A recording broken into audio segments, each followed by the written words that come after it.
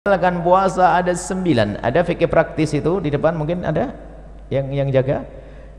Ada 9 hal yang membatalkan puasa dan 9 orang yang boleh berbuka puasa. Kalau anda tergolong orang yang 9, nggak wajib puasa. Nanti ada setelah ini 9 hal yang membatalkan puasa. Yang pertama adalah mudah dihafal, nanti langsung cara yang menghafal pun sudah saya tata. Yang membatalkan puasa adalah yang pertama, memasukkan sesuatu ke salah satu lubang yang 5. Memasukkan sesuatu ke salah satu lubang 5, lubang mulut, lubang hidung, lubang telinga, lubang buang air kecil, lubang buang air besar. 5. 1, 2, 3, 4, 5. Baik, kita rinci satu demi satu. Memasukkan sesuatu, nanti ibu kesini semua, ibu jangan kedip. Tidak usah noleh juga ke sini. Ini kedip sedikit, tidak paham nanti. Baik, jangan kedip, ibu. Tidak usah tanya sebelahnya, tanya saya nanti. Kalau ibu tanya sebelahnya, tambah nggak ngerti. Percaya. Ya? Ibu tidak usah tanya sebelahnya, ibu tanya ke sini. Masih ada yang bercerita di mana? Ya. Di sana tuh ada yang cerita.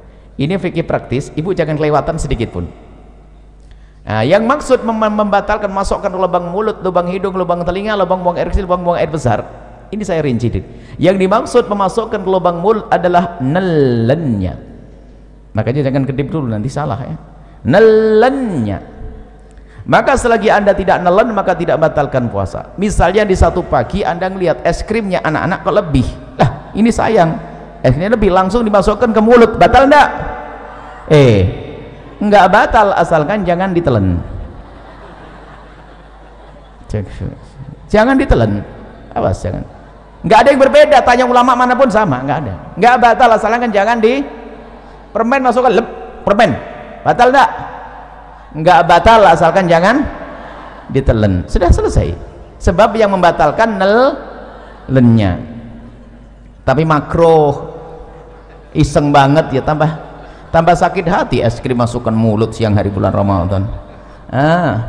Tapi kita harus paham yang membatalkan makanya kenapa Buya ngomong jangan kedip. Kalau ibu kedip atau ibu noleh ke sebelah, habis itu pulang, oh yang membatalkan nelennya saja ya. Iya, bener kan? Paham? Jelas. Pulang ke rumah ditanya sama anaknya, mama nelen ludah gimana ma? Saya tadi ngobrol. Makanya jangan ngobrol kalau ngaji, nggak usah tanya ke tetangganya. Ayo nelen ludah gimana? Kayaknya batal. Ah, kok kayaknya nih bagaimana sih?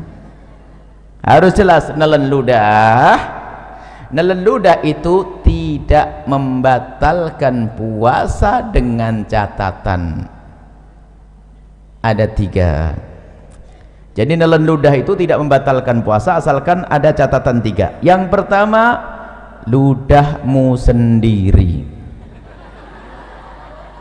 Sudah, tidak usah bingung kalau belajar dengan kami. Ibu matanya ke sini aja, ibu gak usah bingung, nanti ibu paham sendiri. Nggak usah bingung, nggak usah. Saya pikir yang paling mudah itu ibu paham gampangnya. Yang pertama, ludah ditelen itu tidak membatalkan puasa asalkan ludah ibu sendiri. Ludahnya orang lain batal. Ya, masa ludahnya orang ini? Ya cuman kalau ngomong ludahnya orang lain itu jangan dibayangin ada ludah di meja langsung itu jorok banget itu. Anda memang belum belajar bagaimana keharmonisan dalam rumah tangga. Ya mungkin sekali seorang suami kalau ciuman kan nggak batal puasa, tapi kalau tertukar lidah suami sama istri, pak, ya gitu loh. Contohnya yang indah, contoh kok jorok banget. Rumah tangga model apa itu? Jadi kan tertukar ludah, batal tidak? Batal karena bukan ludahnya sendiri. Jadi kalau ludah orang lain batal. Yang kedua, ludah ditelan tidak membatalkan puasa asalkan ludah masih ada di dalam mulutnya. Tapi kalau ludah itu ibu iseng mulai pagi sampai siang dikumpulkan di gelas sampai dapat setengah gelas, masya Allah, taruh di kulkas dingin. Setelah itu ibu minum di siang hari, batal enggak? Batal karena sudah keluar dari mulut. Kalau sampai enggak paham omongan yang begini, masuk SLB. Dibuat yang gampang begini, makanya jangan noleh-noleh. Sudah saya bikin yang paling gampang. Yang ketiga, ludah itu ditelan tidak membatalkan puasa asalkan ludahnya masih asli, belum bercampur dengan yang lainnya. belum campur sama permen, belum campur sama kopi, belum campur sama es krim. Jelas? Baik, kalau saya punya ludah begini saya telan, tidak batal puasa saya karena ludah masih ada di mulut saya, ludah belum bercampur dengan sesuatu, dan ludah saya sendiri. Selesai? Baik, sudah jelas yang pertama, nggak usah bingung. Berarti kalau ditanya anaknya, ludah batal enggak Mi? Jelas tidak, asalkan begini. Sebab ada orang ditanya, Ustadz, nelan ludah batal enggak? Kayaknya enggak. Kayaknya enggak. Ini fikih apa itu? Nelan enggak salah itu? Kayaknya enggak ada, harus tidak. Begitu, selesai. Kemudian setelah itu masukkan lubang hidung. Nah, masukkan lubang hidung. Memasukkan ke lubang hidung membatalkan puasa. Langsung ada yang stres. Pengajian paling tidak enak. Kenapa Ibu? Saya punya hobi aduh, ini gimana ini? Nah, makanya kalau ngaji lanjutin, jangan ngobrol, jangan main HP. Ngaji main HP ketinggalan dengan ngobrol sama Tuhan. Nah, yang dimaksud membatalkan puasa, memasukkan sesuatu ke lubang hidung adalah jika sesuatu itu telah kita masukkan sampai kepada batas yang seandainya yang kita masukkan itu air, kita akan merasakan panasnya gerak bagian atas, ya nak? Kalau kita masukkan air panas ya bagian atas. Maka kalau kita masukkan sesuatu ke lubang atas sampai bagian atas yang panas, itulah maka batal puasa kita. Tapi kalau kita masukkan sesuatu masih lubang bawah, itu tidak membatalkan puasa. Maka kami sampaikan kepada semuanya kabar gembira bagi yang suka hobi, bahwa ternyata ngupil tidak membatalkan puasa. Selesai. Cuman jangan di depan umum, malu lah ya, ditutup lah. Selesai. Paham atau belum? Saya sambung bab wudhu dulu. Wudhu berkumur batal enggak? Ibu kumur, ya Allah, ibu ini baru ustadznya belum pindah. Ibu kalau berkumur batal enggak? Mbak, nah, asalkan airnya jangan gitu aja kok pusing nih, ngapain sih ngajinya bagaimana ini? Saya belum pergi. Kumur sunnah bahkan, bukan. Jadi ibu kalau bulan Ramadan tetap kumur ya, hukumnya sunnah. Coba batal enggak? Berarti omongan saya salah enggak tadi? Masukkan satu ke lubang mulut tidak batal asalkan jangan selesai. Baru gamblang. Ada ibu yang bengong kok enggak batal masukin permen ya? Kok enggak batal masukin permen ya? Kok enggak batal? Makanya ngaji yang benar sekarang. Wong kumur sunnah kok. Baik, kalau kumur biarpun berpuasa. Kemudian saya kasih ilmu lagi. Kalau anda lagi berkumur di bulan Ramadan kemudian sudah anda buang airnya, maka anda jangan ragu lagi, biarpun ada rasa dingin-dingin itu dimaafkan, asalkan waktu anda membuang air kumur tadi anda buang 100%, nggak ada yang ditahan sedikit pun. Kalau ada ditahan batal, tapi dibuang, sisa dingin itu nggak ada masalah. Pasti ada sisa dingin karena apa? Air. Selesai ya? Sama di dalam berwudu istinsak, memasukkan air ke dalam hidung ya sekedarnya, jangan sampai ke derajat tempat yang panah. Itu adalah tidak membatalkan, hukumnya tetap sunnah. Baik, kalau masukkan untuk kumur sunnah, tapi masukkan es krim makruh, tapi sama-sama tidak batal puasa. Masukkan es krim makruh, asalkan jangan ditelan, tidak batal. Masukkan kumur air wudu sunnah. Baik, apa perbedaannya dua-duanya?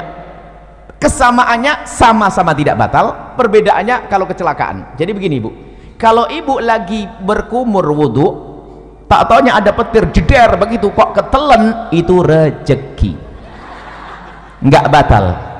Karena apa? Ibu menjalankan perintah lalu ketelen. Diperintahkan, sunnah itu kan diperintahkan, paham ya? Tapi masukkan es krim diperintahkan enggak? Nah, berbeda kalau ibu lagi main-main nerapkan ilmu, kata Buya nggak batal masukkan es krim. Baru masukkan es krim, nginjak kucing digigit, ketelen, batal. Main-main ngapain es krim masukin mulut? Jelas ya? Baik, ini yang pertama, masukkan mulut, lubang hidung, selesai. Masukkan suatu ke lubang telinga. Lubang telinga bagian mana sih? Lubang telinga itu bagian dalam. Bagian dalam bagaimana? Bagian dalam lubang telinga itu yang batal kalau kita masukkan sesuatu ke lubang tersebut. Lubang dalam adalah lubang yang tidak bisa dijangkau oleh jari kelingking ini. Tapi kalau masih kelingking begini, ini luar. Kalau anda begini kan gatal, anda korek dengan jemari kelingking, tidak batal. Tapi kalau pakai korok kuping masuk ke dalam, batal. Selesai. Ini dalam madhab kita Imam Asy-Syafi'i radhiyallahu ta'ala anhu. Baik, selesai. Lubang depan, lubang belakang. Mohon maaf, ini majelis mulia, agar tidak dirubah menjadi majelis guyonan, kami himbau kepada para asatid sekalipun, kalau masuk wilayah-wilayah seperti ini harus waspada. Sebab kalau majelis dijadikan majelis guyonan, akan dicabut berkahnya majelis. Memasukkan suatu ke lubang depan, misalnya seorang laki-laki, mohon maaf, lubang kemaluannya ditetesin air, batal. Atau seorang ibu pakai obat, dimasukkan obat ke dalamnya, obat anti keputihan segala macam, batal. Atau mohon maaf nih, seorang wanita di saat hendak mensucikan diri dari bekas buang air kecil, maka wahai para wanita, hendaknya cukup digosok dengan perut jemari ini. Kalau digosok dengan perut jemari ini sekuat apapun, maka ini masih bagian luar dan tidak batal. Tapi kalau mohon maaf, kalau jemari yang dibelokkan begini masuk ke wilayah dalam, batal puasanya. Maka Allah sudah maha tahu cara mensucikan, cukup dengan perut jemari, tidak usah kena ragu-ragu.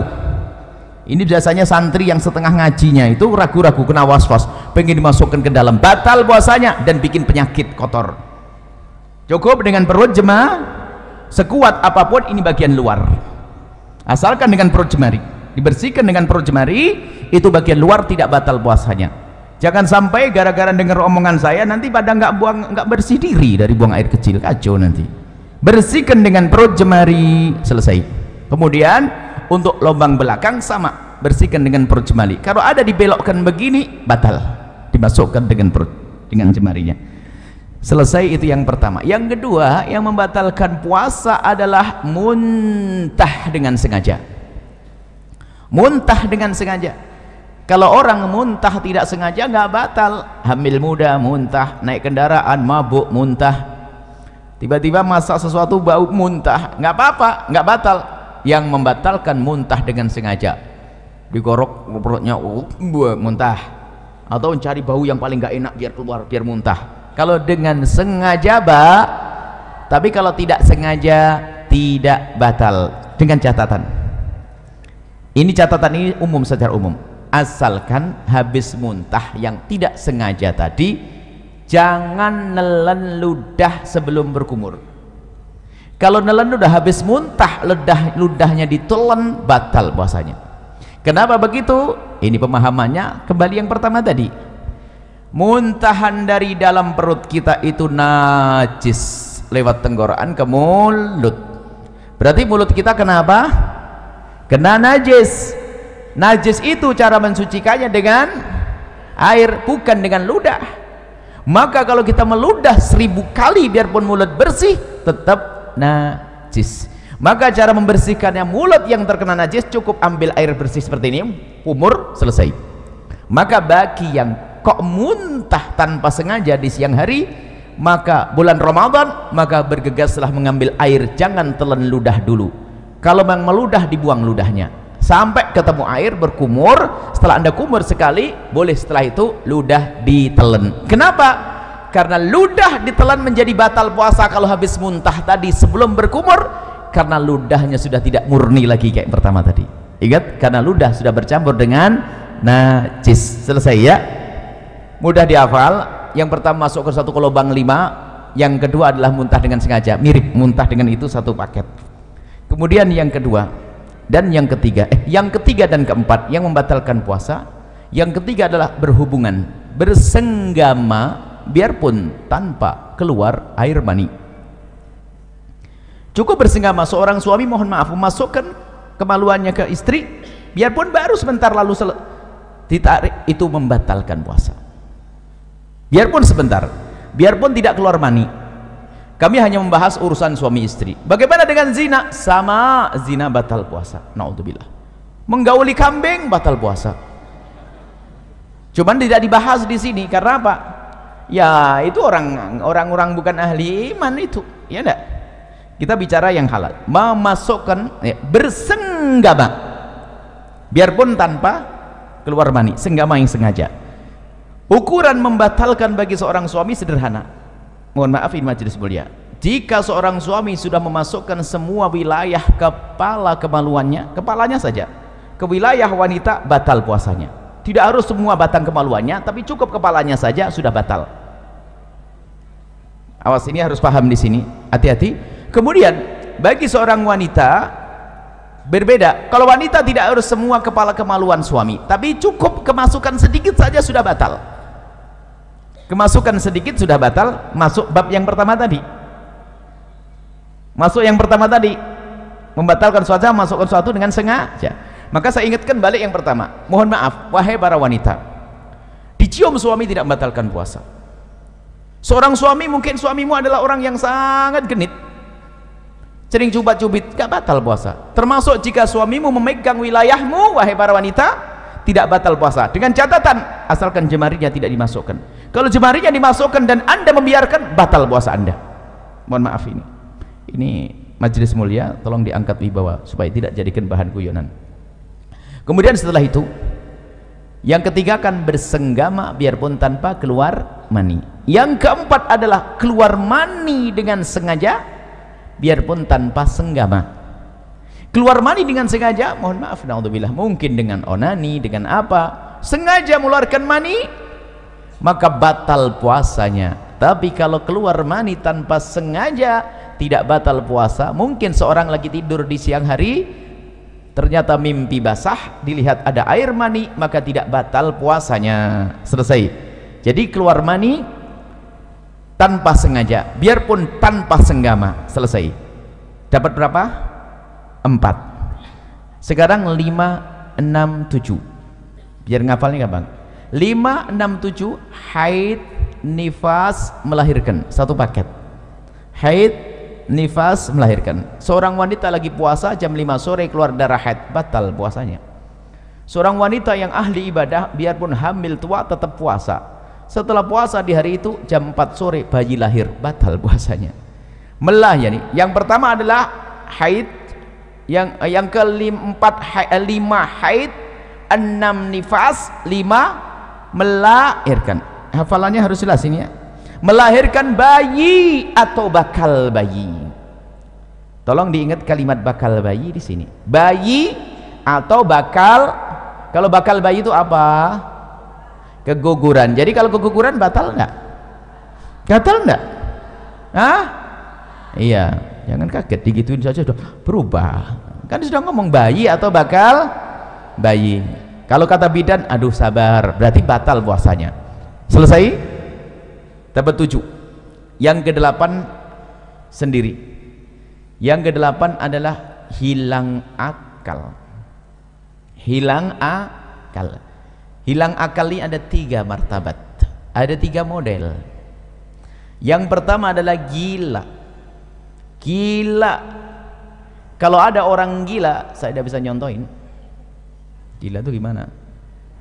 Gila, misalnya lagi ngobrol begini kok tiba-tiba gila, batal puasanya. Biarpun gilanya sebentar. Lagi ngobrol tiba-tiba gila sebentar, batal puasanya. Gila membatalkan puasa. Hilang akal martabat yang kedua adalah pingsan. Hilang akal tidak pingsan? Pingsan membatalkan puasa kalau pingsannya itu sehari penuh. Habis sahur pingsan, sadar-sadar isya. Puasanya batal. Karena apa? Pingsannya sehari ini kebalikan dari gila tadi. Tapi kalau kita pingsan kok sempat sadar di siang hari biarpun sebentar, puasanya sah. Contoh, pingsan habis sahur, tak taunya bangun-bangun duhur, kaget ngelihat matahari, pingsan lagi dia sampai isya. Puasanya sah atau tidak? Sah atau tidak? Sah karena sempat sadar biarpun sebentar. Selesai. Hilang akal yang ketiga, tidur. Tidur ini tidak membatalkan puasa biarpun tidurnya sehari penuh. Habis sahur tidur, bangun-bangun isya. Bukan kerbau ini. Kalau kerbau masih suka bangun itu. Kalau ada orang tidurnya kayak begini, tidurnya apa nggak tahu. Bangun habis sahur, tidur, bangun-bangun ini, puasanya sah atau tidak? Sah atau tidak? Ya sah lah bu. Ini kan bukan bab sholat ibu, ini bab puasa. Kalau bab sholat lain cerita nanti ya. Lah kalau orang tidur beneran ya sholatnya nggak dosa kok. Orang tidur itu termasuk udurnya sholat kok. Cuman ya keterlaluan, masa ada orang tidur kayak begitu. Baru sholatnya dikodok nanti. Tapi yang nggak sah itu sengaja, saya mau tidur nggak mau sholat. Nah ini nggak bener. Orang namanya tidur, ada tidur berapa tahun, 350 tahun ada kok, ya kan? Baik, jadi tidur tidak membatalkan puasa. Sama-sama hilang akal ya, harus paham. Hilang akal ada 3 model. Yang ke-9 adalah murtad. Murtad itu misalnya mengatakan Nabi Muhammad bukan Nabi, atau ada Nabi setelah Nabi Muhammad, atau Quran bukan wahyu dari Allah, atau merendahkan syiar, merendahkan adzan, merendahkan puasa, merendahkan haji, merendahkan surga, merendahkan neraka. Itu murtad, keluar dari iman. Kalau orang murtad langsung batal puasanya. Saya urai dari yang pertama, setelah itu jangan mikir lagi setelah itu apa yang membatalkan. Yang membatalkan hanya 9. Yang pertama, masukkan satu ke lubang 5. Kedua, muntah. Seiring ya, muntah huruf usar masih di sini kan, lubang 5 kan sini, 1, 2, 3, 4, 5, muntah masih di sini. Yang kedua muntah. Yang ketiga dan keempat, bersenggama dan keluar mani. Bersenggama tanpa keluar mani. Yang keempat, keluar mani biarpun tanpa senggama. Hafal? Hafal belum? Kalau tidak hafal, tidak dilanjutin ini. 5, 6, 7 haid, nifas, melahir. Yang ke-8 hilang akal. Selesai. Hilang akal ada di 3 model. Yang ke-9 apa? Murtad. Selesai, jangan mikir lagi setelah itu. Nah, kalau nanti ada yang bertanya, yang jawab temannya. Baik, saya coba, saya uji, saya tes.